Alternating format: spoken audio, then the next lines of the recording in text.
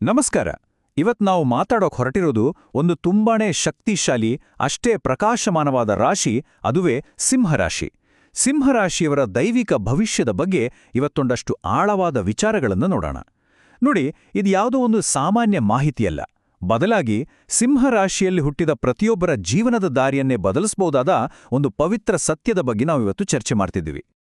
ಸರಿ, ಹಾಗಾದ್ರೆ ಒಂದು ಪ್ರಶ್ನೆ.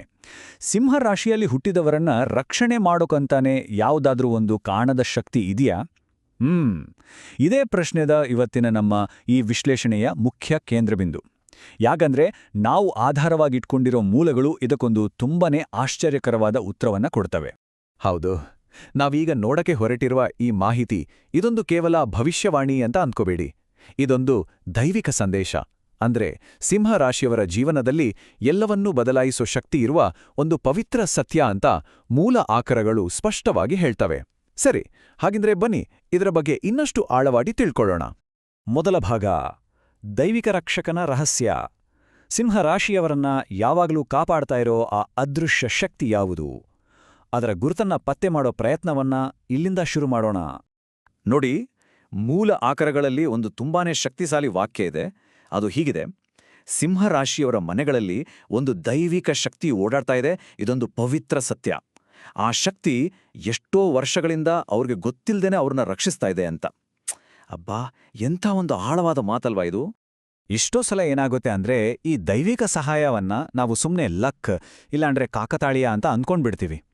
ಯೋಚನೆ ಮಾಡಿ, ಕೂದೆಳೆ ಅಂತರದಲ್ಲಿ ತಪ್ಪಿ ಹೋದ ಆಕ್ಸಿಡೆಂಟ್ಗಳು, ಇದ್ದಕ್ಕಿದ್ದ ಹಾಗೆ ಎಲ್ಲೋಂದ್ ಕಡೆಯಿಂದ ಬಂದ ಹಣಕಾಸಿನ ಸಹಾಯ, ಅಥವಾ ಕುಟುಂಬದಲ್ಲಿ ಯಾವುದೋ ದೊಡ್ಡ ಸಮಸ್ಯೆ ಬಂದಾಗ ಕೊನೇ ಕ್ಷಣದಲ್ಲಿ ಸಿಕ್ಕಿದ ಒಂದು ಪರಿಹಾರ, ಇದೆಲ್ಲವೂ ಕೂಡ ಆ ದೈವಿಕ ಶಕ್ತಿಯ ರಕ್ಷಣೆಯ ಕುರುಹುಗಳೇ ಆಗಿರ್ತವೆ.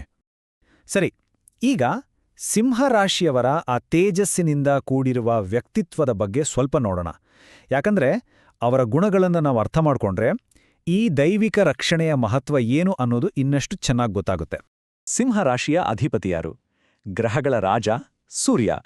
ಇದೇ ಕಾರಣಕ್ಕೆ ನೋಡಿ, ಸಿಂಹರಾಶಿಯವರಲ್ಲಿ ನಾಯಕತ್ವ, ಆ ತೇಜಸ್ಸು ಮತ್ತೆ ಆ ಸ್ವಾಭಿಮಾನ, ಈ ಎಲ್ಲ ಗುಣಗಳು ಹುಟ್ಟಿನಿಂದಲೇ ಬಂದಿರುತ್ತೆ. ಇನ್ನು ಅವರ ಜ್ಯೋತಿಷದ ವಿವರಗಳನ್ನು ನೋಡೋದಾದ್ರೆ, ಅವರ ಲಕ್ಕಿ ನಂಬರ್ಸ್ 1, 5 ಮತ್ತು 9. ಭಾನುವಾರ ಮತ್ತೆ ಮಂಗಳವಾರ ಇವ್ರಿಗೆ ತುಂಬಾನೇ ಒಳ್ಳೆ ದಿನಗಳು.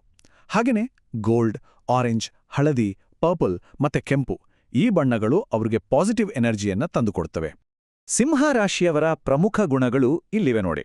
ಇವರು ಹುಟ್ಟಿನಿಂದಲೇ ಲೀಡರ್ಸ್, ಧೈರ್ಯವಂತರು, ಶುದ್ಧ ಮನಸ್ಸಿನವರು. ಒಂದು ನಿರ್ಧಾರ ತಗೊಂಡ್ರೆ ಅದಕ್ಕೆ ಪಕ್ಕಾ ಅಂಟ್ಕೊಳ್ತಾರೆ.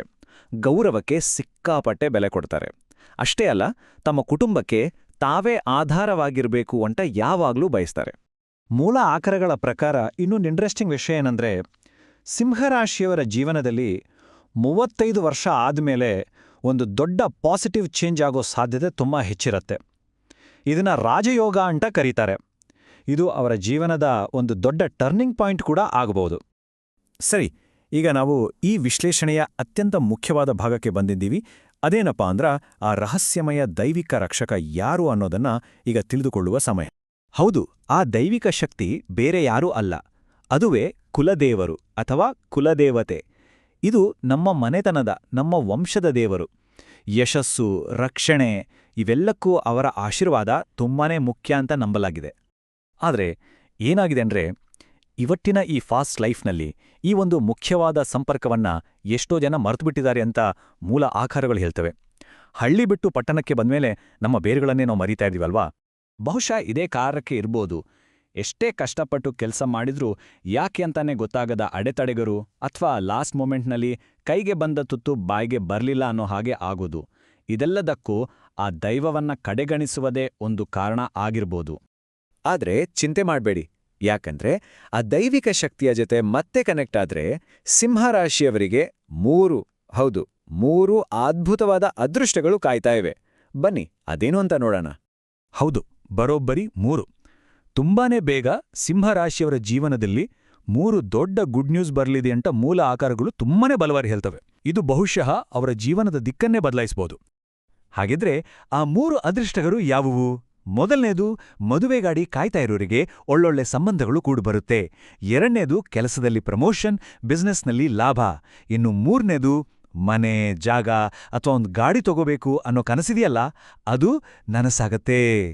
ಸರಿ, ಹಾಗಾದ್ರೆ ಈ ಎಲ್ಲ ಪಾಸಿಟಿವ್ ಎನರ್ಜಿಯನ್ನ ನಮ್ಮದಾಗಿಸ್ಕೊಳ್ಳಕ್ಕೆ ಏನ್ ಮಾಡಬೇಕು? ಬನ್ನಿ, ನಮ್ಮ ಕೊನೆಯ ಭಾಗದಲ್ಲಿ ಆಕರಗಳು ಕೊಡೋ ಒಂದಷ್ಟು ಪ್ರಾಕ್ಟಿಕಲ್ ಸಲಹೆಗಳನ್ನು ನೋಡೋಣ. ಸಾಮಾನ್ಯವಾಗಿ ಸಿಂಹರಾಶಿಯವರಿಗೆ ಒಂದು ಅಭ್ಯಾಸ ಇರುತ್ತೆ. ತಮ್ಮ ಪ್ಲಾನ್ಸ್ಗಳನ್ನೆಲ್ಲ ಎಲ್ಲರ ಜೊತೆನೂ ಶೇರ್ ಮಾಡ್ಕೊಳ್ತಾರೆ.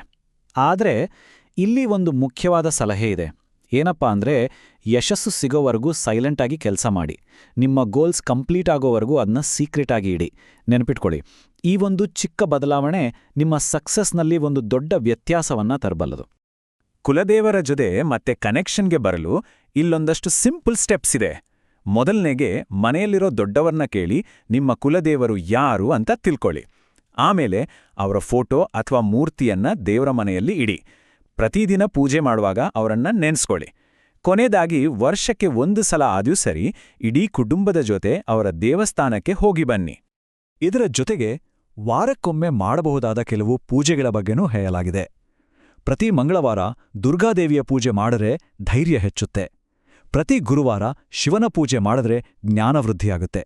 ಹಾಗೇನೆ ಪ್ರತಿ ಶುಕ್ರವಾರ ಲಕ್ಷ್ಮೀದೇವಿಯ ಪೂಜೆ ಮಾಡಿದ್ರೆ ಮನೆಗೆ ಐಶ್ವರ್ಯ, ಸಮೃದ್ಧಿ ಬರುತ್ತೆ.